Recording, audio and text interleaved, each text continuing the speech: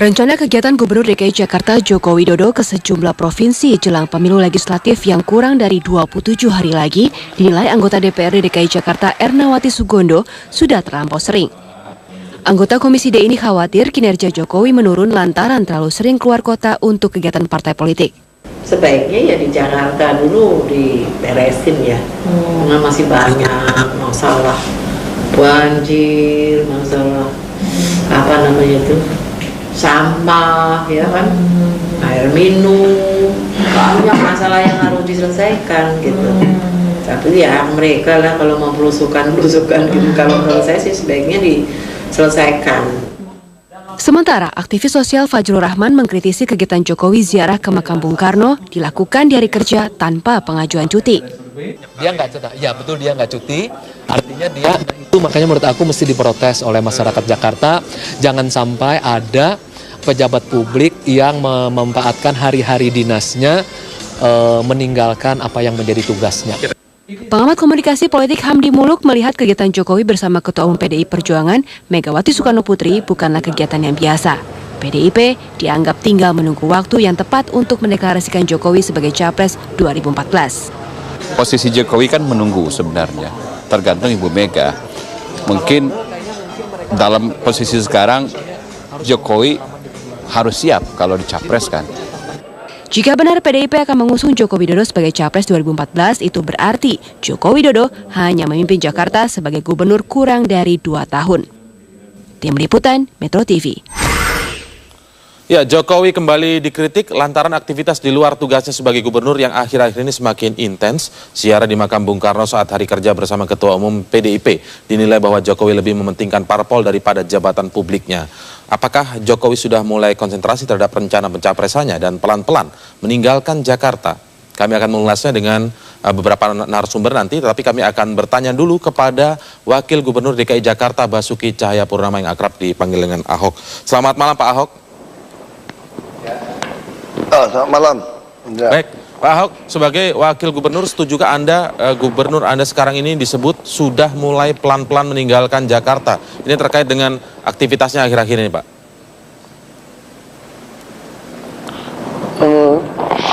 Saya sendiri tidak mendapatkan kesan seperti itu gitu ya. Kan dari pemilu kada juga beliau udah sering keluar kota. Jadi Anda tidak merasa aktivitas akhir-akhir ini seperti kemarin misalnya ziarah ke makam Bung Karno di luar Jakarta, misalnya di Blitar begitu, di hari kerja tidak ada kaitannya dengan aktivitasnya menjelang Pilpres ini? Saya kira tidak ada ya. Dulu juga beliau pernah dadakan juga ke Solo, hari biasa gitu. Saya kira tidak terlalu masalah karena bisa hubungan dengan telepon dengan beliau kan. Oke. Beliau juga kasih tahu bahwa beliau keluar kota. Baik, Pak Ahok, saat ditemui wartawan kemarin Anda juga mengaku tidak tahu jika Jokowi sedang ke Blitar untuk ziarah. Lalu biasanya koordinasi kerjanya seperti apa, Pak Ahok? Kemarin itu kan gini, waktu saya sampai di balai kota, saya juga kaget lihat Pak Jokowi udah sampai duluan daripada saya. 7:30 beliau udah sampai. Saya pikir mungkin cuaca hujan, jadi beliau tidak belusukan. Nah, karena saya pikir hujan tidak belusukan, ya saya santai saja. Saya selesaikan ada berapa pertemuan dengan orang, baru saya pikir mau turun ke bawah ketemu beliau. Biasanya pagi kita koordinasi. Ternyata begitu saya bilang mau turun, ajudan bilangin, Bapak keluar kota katanya. Iya. Itu baru dia kasih tahu saya gitu. Tapi biasanya keluar kota, biasanya ya kalau salah satu keluar kota itu koordinasi ya Pak Ahok ya? Sebetulnya kami kalau ada waktu ketemu pagi bersama atau sore, atau kadang malam kami rapat, minggu malam juga sering rapat juga. Kalau diperlukan kami akan ditelepon untuk rapat di rumah dinas atau di rumah dinas saya juga.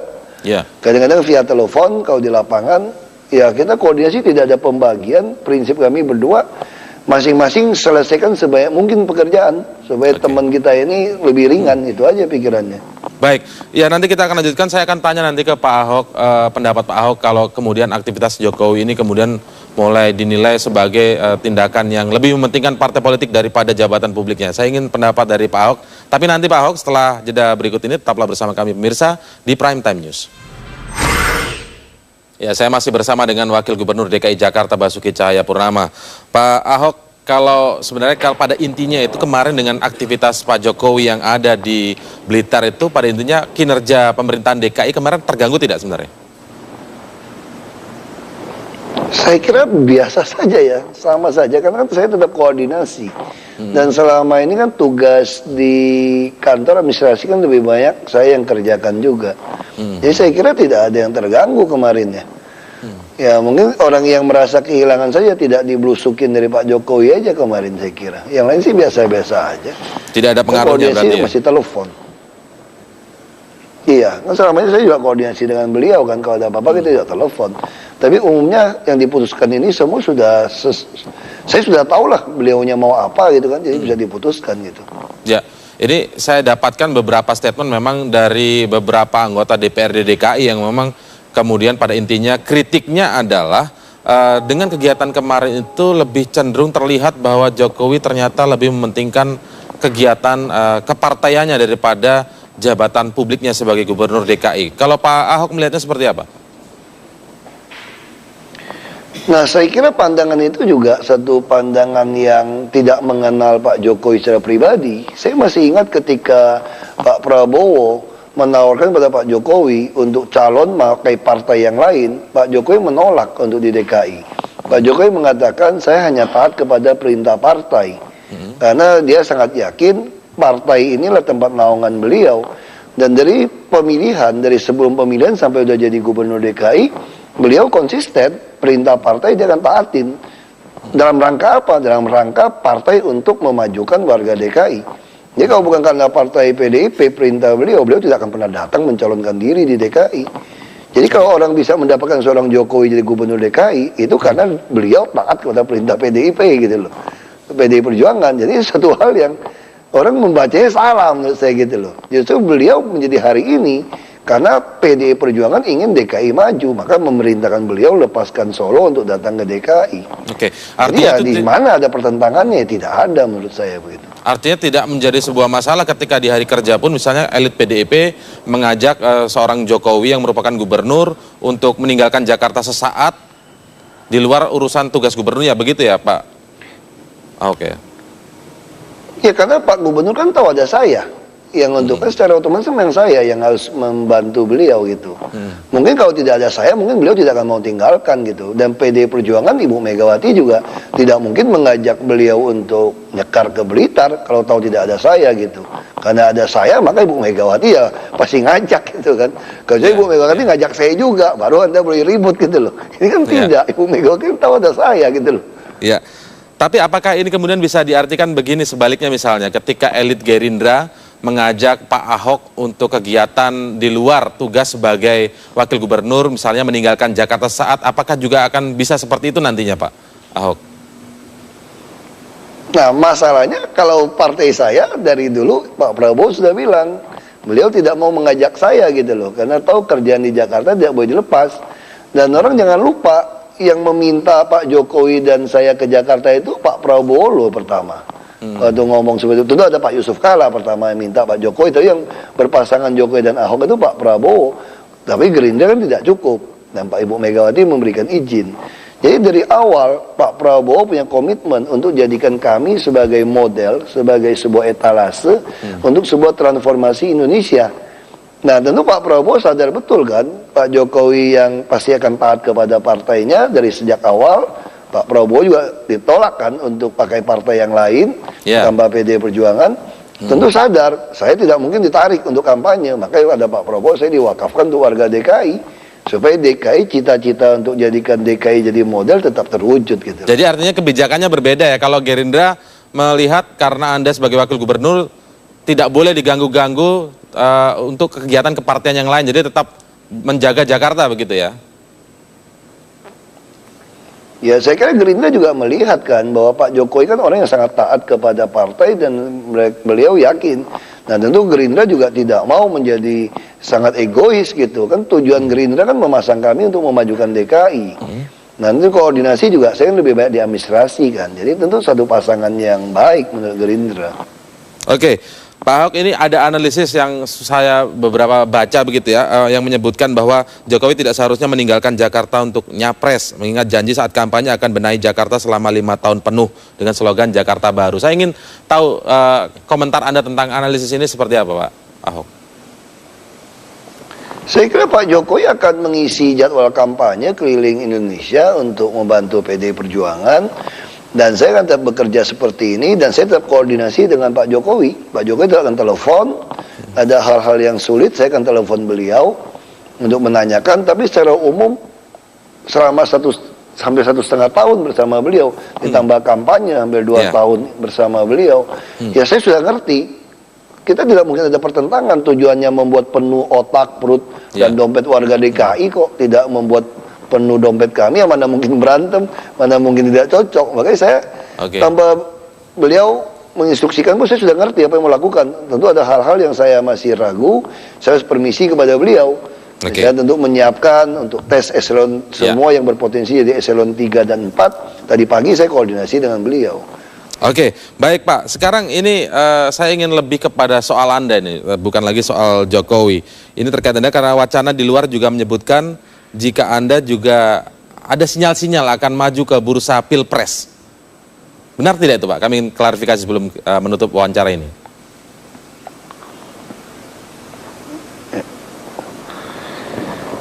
Yang terakhir nggak jelas nih ngomongnya apa nih, putus-putus. Baik, ya Pak Ahok. Masih jelas ya, bisa mendengar saya Pak Ahok? Halo Pak Ahok? Ini jelas, tadi nggak jelas, ini jelas. Baik, sekarang. Ya sekarang kalau tadi sebelum kita menutup wawancara ini Pak Ahok. Baik, sebelum menutup wawancara ini, satu pertanyaan sebagai klarifikasi, ini bukan lagi soal Jokowi, tapi pertanyaan ini tentang Anda, karena kami mendengar juga wacana di luar, bahwa Anda, wacananya begitu, juga akan maju ke bursa Pilpres 2014 ini. Benar tidak itu Pak Ahok? Siapa? Pak Jokowi?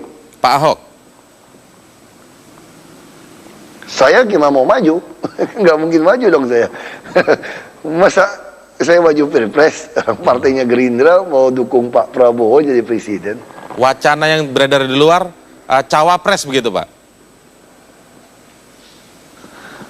Cawapres juga selesai tidak juga ya, tergantung ya. Kalau Gerindra bisa dapat jumlahnya bagus mungkin, tapi saya tidak yakin juga, karena Pak Prabowo kan memang ingin saya di DKI ya, untuk kasih model ya. Tapi saya tidak tahu kalau Gerindra dapat kepercayaan 20% lebih, dan capres-cawapres juga tidak perlu berhenti kan, hanya cuti saja kan, saya tidak tahu. Saya keputusan partai saja gitu. Baik, terima kasih Pak Basuki Cahayapurnama, merupakan Wakil Gubernur DKI Jakarta atas waktunya untuk wawancara kami di Prime Time. Selamat malam. Pemirsa, jelang pemilu legislatif yang tinggal 27 hari lagi, sinyalemen pencapresan Jokowi dinilai semakin kuat, mulai dari jadwal juru kampanye nasional yang ketat di bulan Maret hingga kedekatan Jokowi dengan Megawati berziarah ke makam Bung Karno disebut menjadi indikator dan kode politik. Gubernur DKI Jakarta Joko Widodo boleh saja menafikan dugaan bahwa ada makna tersembunyi di balik kegiatannya berziarah ke makam Bung Karno bersama Ketua Umum PDI Perjuangan Megawati Soekarno Putri. Tapi Ketua DPP PDIP Komarudin Watubun secara lugas menyatakan pencapresan Jokowi segera diumumkan. Saya sampai hari ini saya ngomong itu, teman-teman tadi juga banyak SMS ke saya dari Biak, tadi SMS begini. Pak Komarudin kan dapel saya di sana ya, nanti tolong kirim atribut, tapi masyarakat tanya laki-laki Jawa kurus kecil itu kapan dideklarasikan. Sinyalemen kuat pencapresan Jokowi oleh PDIP ini pun terendus pengamat politik Burhanuddin Muhtadi. Meski sinyal ini tetap harus dilegitimasi oleh Ketua Umum PDIP Megawati Soekarno Putri. Karena sudah terlihat semacam konsolidasi di tingkat internal, konsensus di tingkat internal PDI Perjuangan untuk mengusung seorang Jokowi.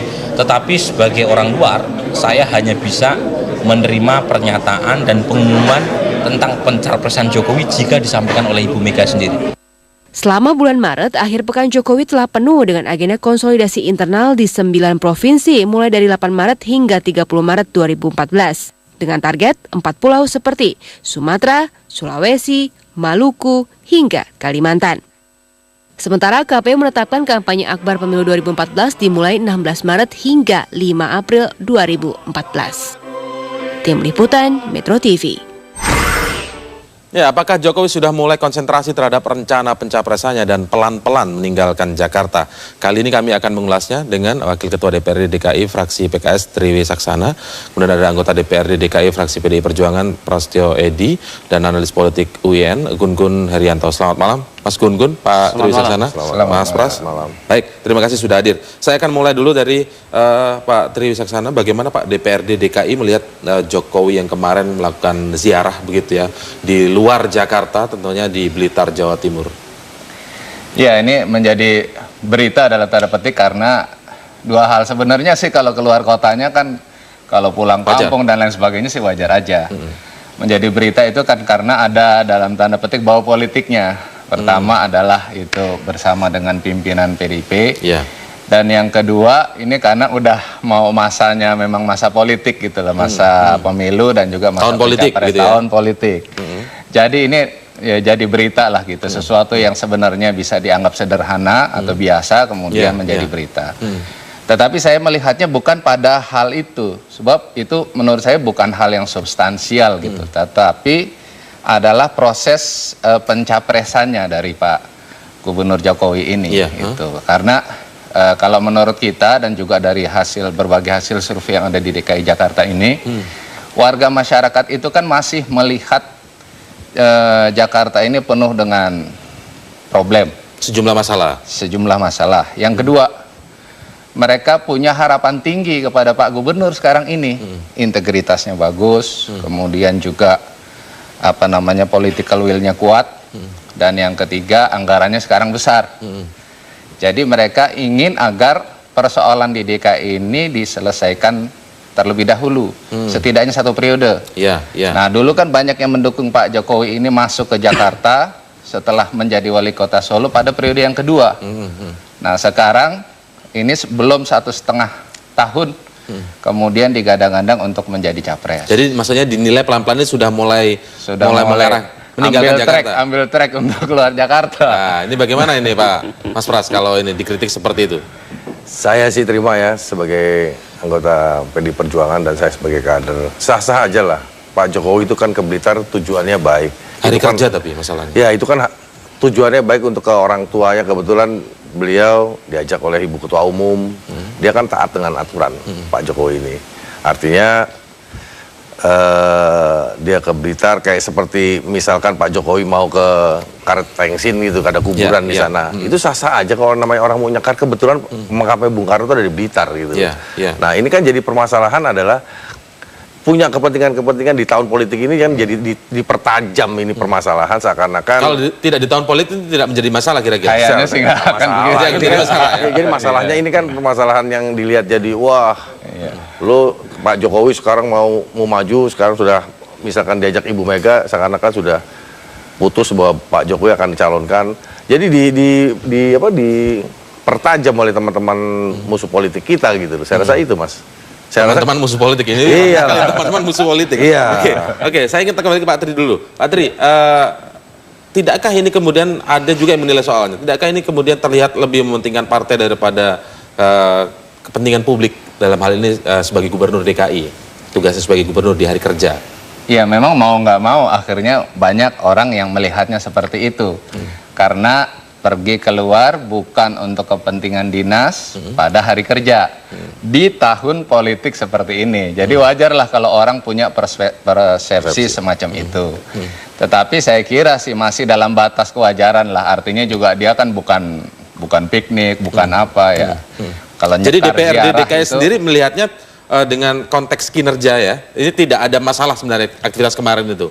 Ya artinya kan tidak berhari-hari atau berminggu-minggu gitu. Dalam konteks kinerja sih masih bisa dihandle kan. Ini muncul ini karena masalah tahun politik ini. Tapi saya lebih menyoroti masalah itu, masalah pencapresannya itu aja. Oke, sebelum sampai ke sana tapi saya ingin lihat dulu Pak Gun, pendapat Pak Gun seperti apa memotret hal ini. Kalau saya sih melihat bahwa kritik terhadap Jokowi itu pasti akan semakin intensif.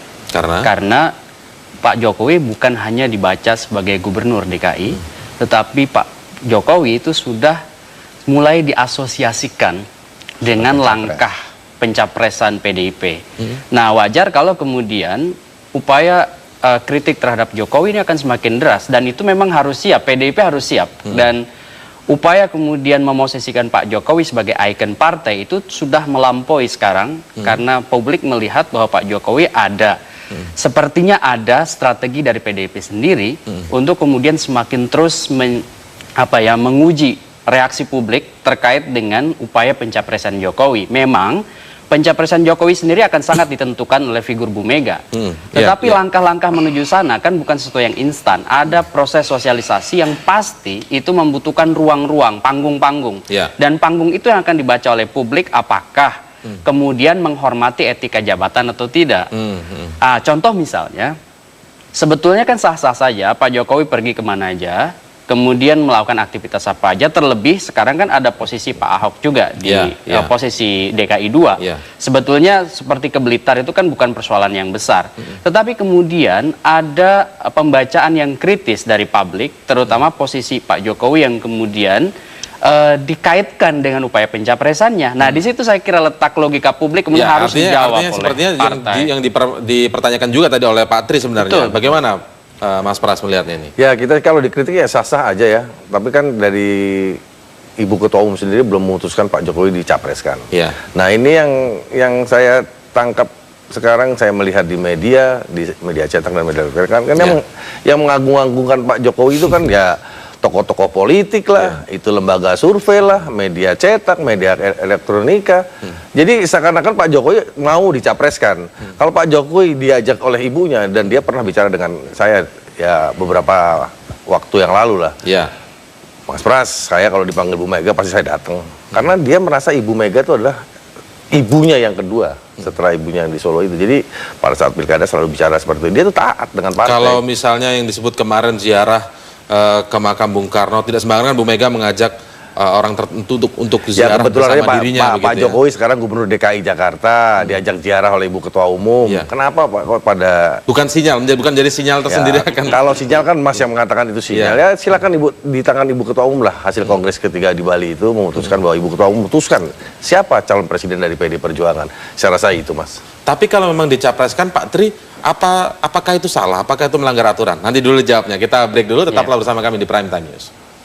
Tapi saya kembali ke Pak Tri tadi. Pak Tri, apakah salah Pak Tri kemudian kalau memang pencapresan ini memang belum ada yang resmi dari PDIP dan ini masih hanya lembaga survei dan berita-berita di media saja. Tapi apakah salah ini misalnya? Memang ini ranahnya bukan salah benar.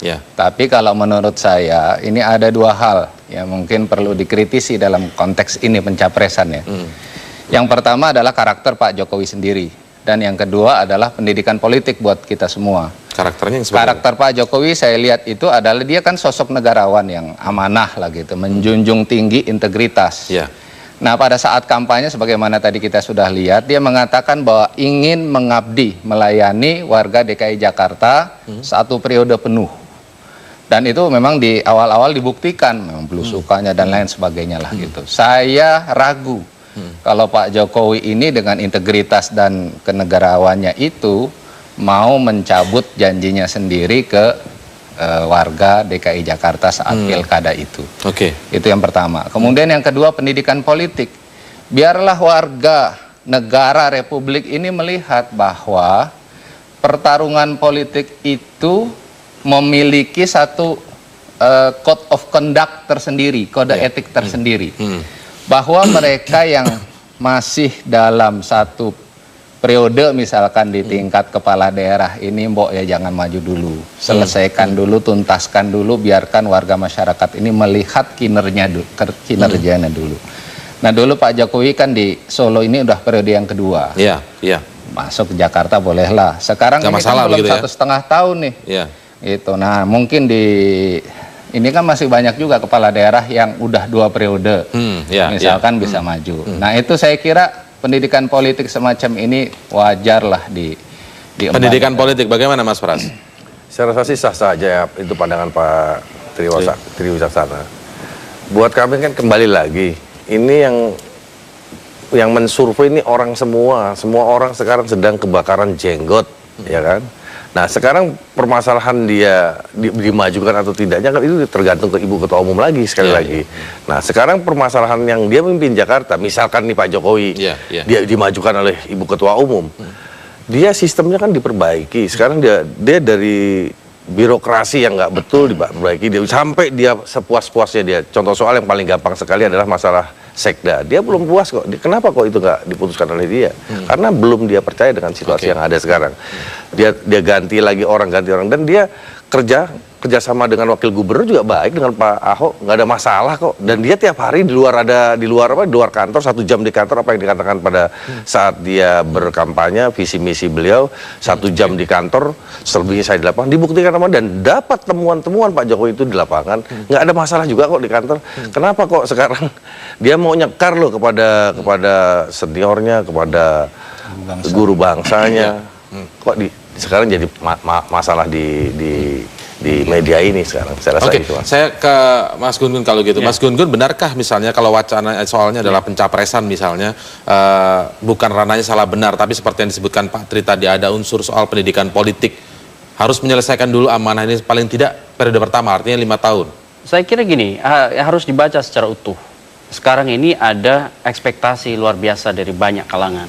Terwujud dari mana itu ekspektasi? Ya, ini sebetulnya ekspektasi terhadap rekam jejak Jokowi, karena Jokowi sendiri kan unik ya, dia pemimpin yang tidak elitis, yang itu kemudian dibaca oleh publik berbeda dari kebanyakan pemimpin-pemimpin yang established kemarin sebelum-sebelumnya, yang kemudian memosisikan jabatan itu agak jauh dengan publik atau warga masyarakat yang dipimpinnya.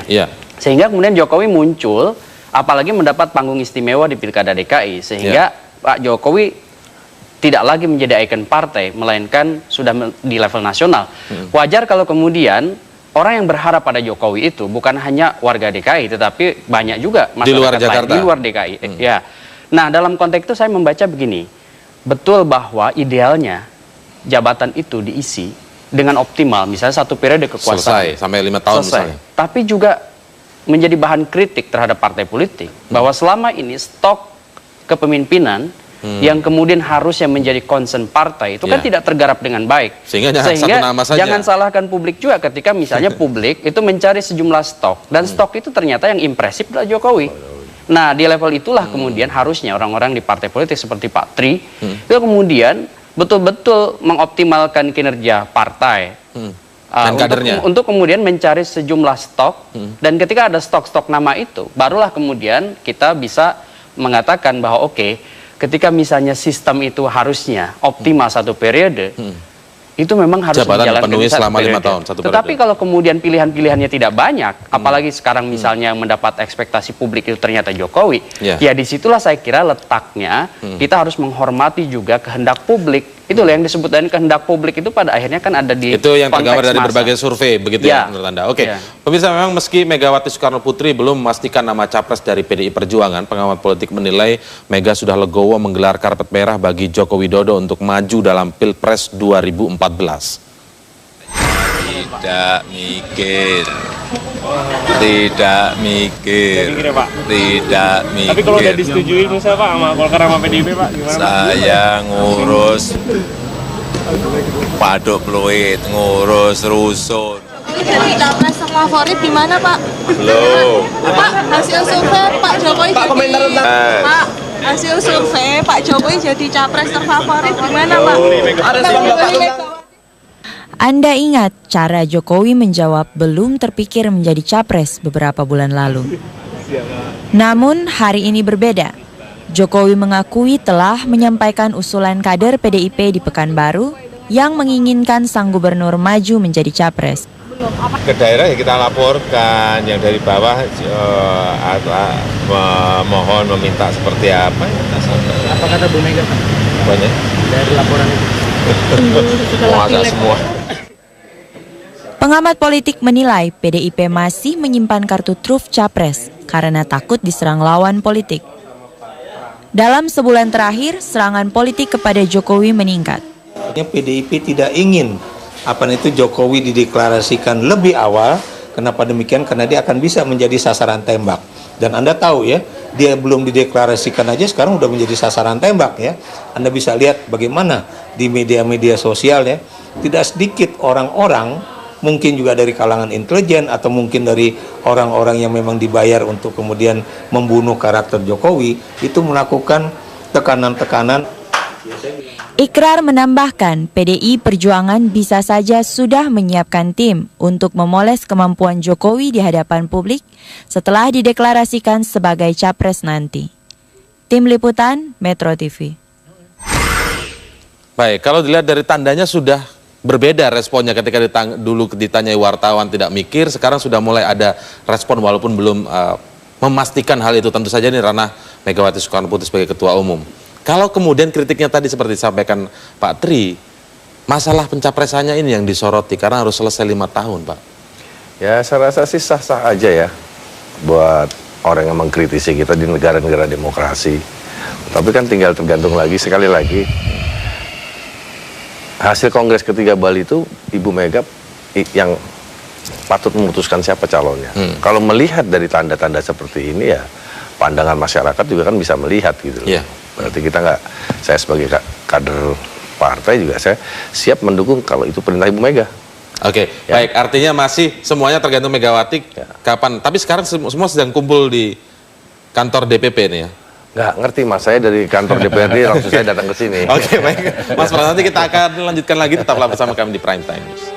Ya, masih di segmen Dialog Prime Time News, saya langsung saja ke Pak Tri gitu ya. Pak Tri, kalau kita melihat analisa dari Mas Gun-Gun tadi, sebenarnya implikasi Jokowi yang kemudian akan dicapreskan misalnya, kalau jadi nanti misalnya ya, ini dan tidak selesai sampai masa jabatannya 5 tahun. Ini sebenarnya masalahnya adalah, ini merupakan implikasi dari masalah di hulu, yakni memang stoknya sedikit. Masyarakat akhirnya memilih stok yang ada, yang impresif kebetulan saat ini, yang dari berbagai hasil survei juga, nama Joko Widodo begitu. Sebagai Anda, sebagai salah satu kader partai politik melihat ini, ya, apakah memang kegagalan partai politik? Kenapa saya bicara tentang pendidikan politik? Ya. Supaya ke depannya kita tidak lagi ada satu preseden untuk menjadikan jabatan publik itu sebagai batu loncatan politik untuk untuk niat-niat tertentu lah. Ini kita ini tidak ada masalah secara pribadi dengan Pak Jokowi. Kita suka Pak Jokowi itu memimpin Jakarta dengan situasi yang sekarang ini. Tapi masyarakat kan masih melihat macet, banjir yang dibilang harus dihilangkan, dilenyapkan masih ada kan di sini. Selesaikan dulu masa jabatan itu. Mengenai iron stock untuk leadership di RI ini, saya kira banyak. Itu nggak tergantung 1 atau 2 orang saja, atau 1 atau yang 2 ada sekarang ini banyak saja. menurut Anda ya? Banyak. Cuma kan masalahnya ini kan belum dimunculkan saja. Artinya orang masih konsentrasi di pemilu legislatif. Tapi setelah step ini dilalui, saya kira iron stock ini akan banyak. Konvensi Partai Demokrat aja udah berapa orang. Dan yang itu yang muda-muda, yang bagus-bagus kan juga nggak sedikit dari situ. Belum partai-partai yang lain, termasuk juga PKS di dalamnya. Ada Pemira, saya kira ya? PKS aja ada 3 calonnya. Jadi ini satu kontestasi. Jadi salah kalau disebutkan minim stok, salah ya? Iron stock kita banyak gitu. Pas, Gun-Gun. Iya, saya kira begini. Jadi ini proses politik yang harusnya kemudian partai juga betul-betul serius melakukan proses institusionalisasi politik di tubuh partai. Salah satunya adalah bagaimana melakukan kaderisasi dengan baik.